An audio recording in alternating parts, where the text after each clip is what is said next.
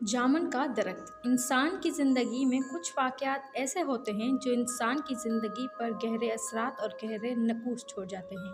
کچھ واقعات تو ایسے ہوتے ہیں جن کو سن کر لوگ مشکل سے ہی یقین کرتے ہیں، مگر ایسے واقعات سچ ہوتے ہیں۔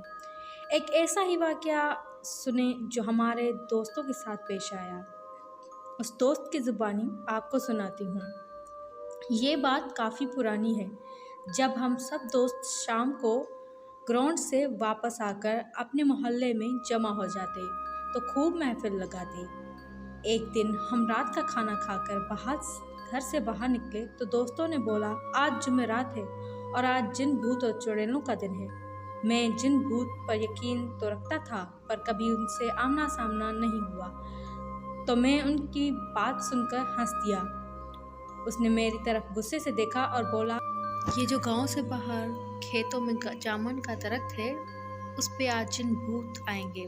اگر نہیں یقین تو تم سب میرے ساتھ جا کر دیکھ لو۔ ہم سب نے حامی بھری اور اس کے ساتھ چلنے کو تیار ہو گئے۔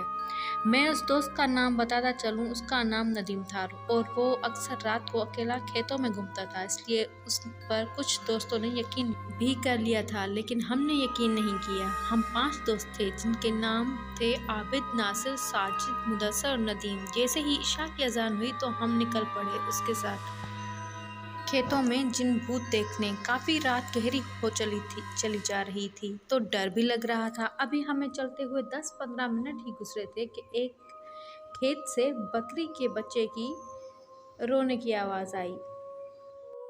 عابد نے بولا، رکو، یہاں پاس سے کسی جانور کی آواز آ رہی ہے۔ سب رک گئے اور خاموشی سے آواز سننے کا انتظار کرنے لگے کہ کس طرف سے آواز آ رہی ہے۔ ابھی تھوڑی ہی دیر گزری تھی کہ بکری کے بچے کی آواز دوبارہ سنائی دی۔ ندیم نے فوراً بولا، آواز اس طرف سے آ رہی ہے۔ جو 2-4 کھیت چھوڑ کر برسن کا کھیت تھا، آواز وہاں سے آ رہی تھی۔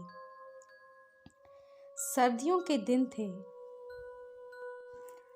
اور ان دنوں میں برسن عام ہوتا ہے۔ سب دوست اس طرف جانے لگے تو ناصر نے بولا، چھوڑو یار، جو بھی ہے ہمیں کیا لینا دینا اس سے، ہم جس کام کے لیے جا رہے ہیں اس طرف چلو۔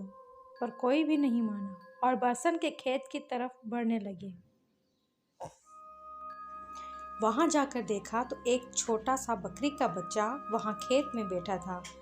ہم میں سے کوئی کچھ بولتا اس سے پہلے ہی ندیم نے کہا، لگتا ہے جو یہاں بکریاں چرانے والے آتے ہیں ان کا رہ گیا ہوگا، اس کو اٹھا لو، صبح پتہ لگا کر واپس کر دیں گے۔ سب نے اس بات سے اتفاق کیا اور ایسا ہی کیا۔ اس کو ہم نے اٹھا لیا اور اپنی منزل کی جانب بڑھنے لگے۔ رات کافی گہری ہوتی چلی جا رہی تھی اور ہمارے ڈر میں مزید اضافہ بھی ہو رہا تھا، کیونکہ کھیتوں میں طرح طرح کے جانوروں کی آوازیں آ رہی تھیں۔ مدثر نے بولا، یار ہم کو واپس جانا چاہیے، آگے بہت خطرہ ہے۔ سب اس پر ہنسنے لگے اور اس کو ڈرپوک کہنے لگے۔ خیر وہ خاموشی سے ان کے ساتھ چلتا رہا۔ پھر راستے میں ہمیں سیٹی کی آواز آنا شروع ہو گئی۔ سب رک گئے اور ایک دوسرے کی طرف دیکھنے لگے۔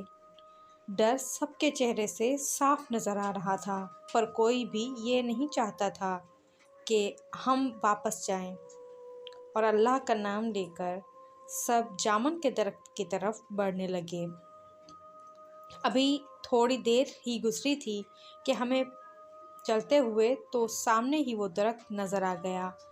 ہم سب دوست اس درخت سے تھوڑا ہٹ کر بیٹھ گئے۔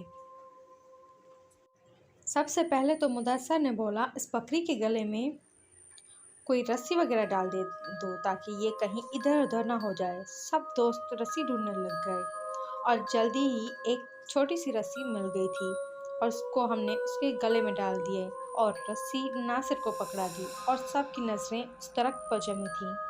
10-15 منٹ ہی گزرے تھے کہ اس جامن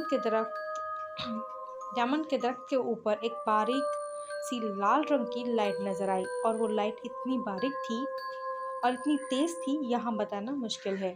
وہ لائٹ کبھی درخت پر جاتی، کبھی درخت سے نیچے آتی۔ हमारा खौफ के मारे बुरा हाल होता जा रहा था और साथ ही पुरस्कार आवाज़ें आना शुरू हो गईं। हम सब ने ऊंची आवाज़ में वेद पढ़ना शुरू कर दिए। कुछ दोस्त तो वहाँ से भागने के लिए तैयार थे। हमने रोक रखा था उनको। फिर सब ने ये महसूस किया कि वो लाइट अब हमारी तरफ बढ़ रही थी।